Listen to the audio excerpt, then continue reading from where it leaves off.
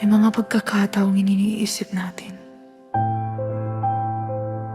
na sapat na ang ating paraan, ngunit ang Diyos ay tumitingin sa pusong marunong sumunod. May mga utos kang ibinigay, may mga daan kang ipinakita, ngunit minsan ang puso ko ay gustong gumawa ng sarili kong paraan. Hinahanap ko ang dahilan, sa halip na sumunod, nakikinig sa sariling isip, sa halip na sa iyong tinig.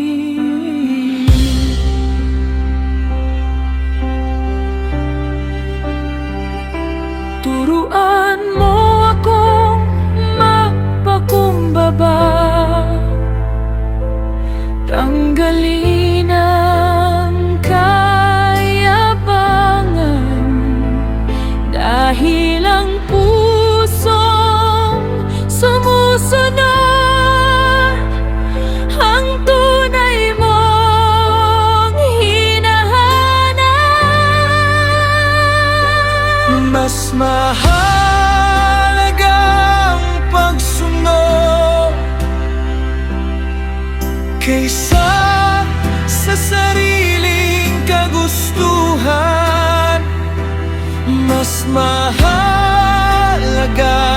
iyong tinig kaysa sa aking dahilan. Ibibigay ko ang puso ko, ibibigay ko ang buhay ko. Turuan mo akong lumakad sa kalooban mo.